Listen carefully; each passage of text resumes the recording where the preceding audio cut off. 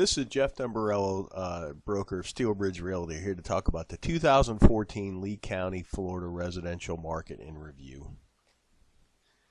Disclosure, this is my work done for me and shared with you. The data came from multiple sources. Those sources are the Lee County Clerk of the Court, the City of Cape Coral, the U.S. Census, and the MLS data. About us, we're a licensed real estate brokerage. We use cutting-edge marketing techniques to offer solutions in today's challenging environment. Our group of professionals have decades of experience. And whether you're buying or selling a home, hire someone like us. We want to earn your business. We invite you to contact us. We will be happy to assist you with this important transaction. 5 things you need to know that happened in 2014. Number 1, the distressed market is really an afterthought to everyone but the buyer who waited too long to enter the market and the service providers who made it their entire business model. This is a chart showing the percentages by month of the distressed market, and here lately we're in the 20, all the way from 15 to 21% in 2014. Here's a chart of foreclosures.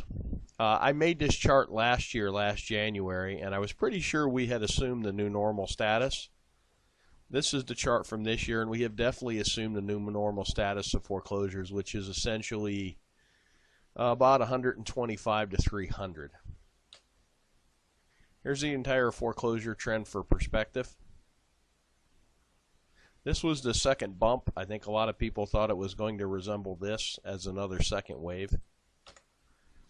Supplying new inventory is one of the market's biggest challenges. Rising prices will induce some sellers to trade out. But then you got to question where you're going to go if you sold your home, and remember you're going to have to buy into the same market. And if you're an investor, you got to ask yourself, what are you going to do with the money?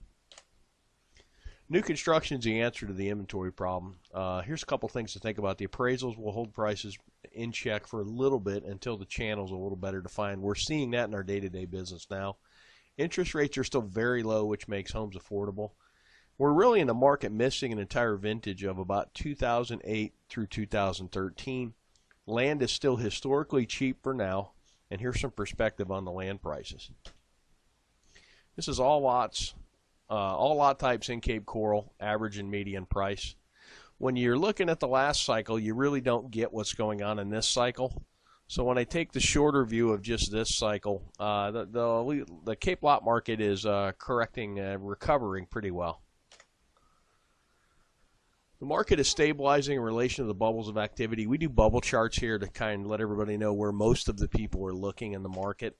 Last year's bubble chart, this is from when 2013 versus 2012. There's a very clear shift in the market as it shifted over. When I did 13 versus 14, there really isn't that much of a difference. The market's pretty much stabilized with, we're missing some cheaper homes in the $70,000 price range, but we're selling more 170,000 all the way up into the millions. This chart's a neat chart. It shows the last cycle and this cycle by pricing. The red line being the last cycle, the blue line being the current cycle. And you can see that we mimicked the last cycle for a while, and then you're starting to see 04 and 05 in the last cycle pulled wildly away to where we're just getting slight price increases, but not like we did before. And this is really a function of the banks aren't giving out crazy loans. There's no stated income, no stated asset loans. So this is a sustainable market that's actually driven by sensible leverage. Some perspective, we operate in a seasonal and a cyclical market. The seasonality is really determined by our weather. Up north, when it's warmer, is when they're busier in the real estate market. Here, when it's a little cooler, is when we're busier in the real estate market. The cyclical part of our market is governed by demographics, and we're going to talk about something seasonal pricing bumps as well. Right now, we're in a sustainable boom. MIM is money in motion. It's every dollar that flowed through. This is actually dollars sold by realtors.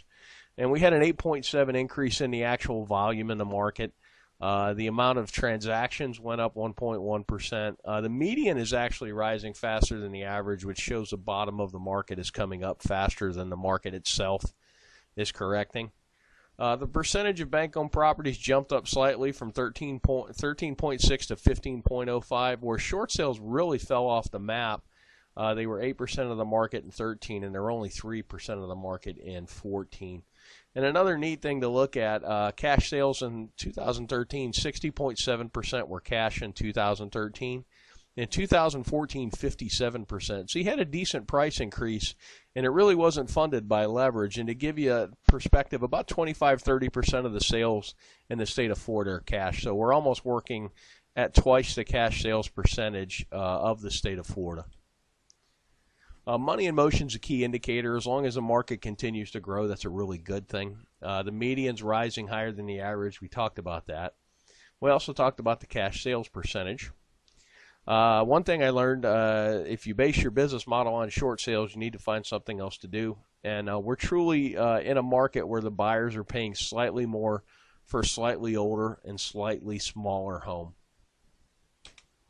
Market specifics. Two asset classes that really jumped out to me are townhouses and manufactured homes are actually growing.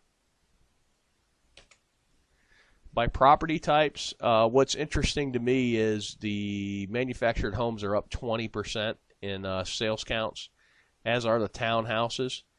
And when you look at the price increases, they're probably some of the lowest price increases, and that's the market seeking a good quality buy, basically. The single-family homes are up 7%. They just about mimic the market as a whole. A few thoughts on the jump in mobile homes and townhomes. Mobile homes have both a lower cost of entry and a lower cost to keep, and the blue-collar retirees from up north love them because they really only need them for 3 or 4 months of the year because they're still home doing stuff and walleye fishing and playing with the grandkids. But it's a nice, affordable home to get out of the cold weather. Townhouses kind of represent the same if you're adverse to a mobile home purchase.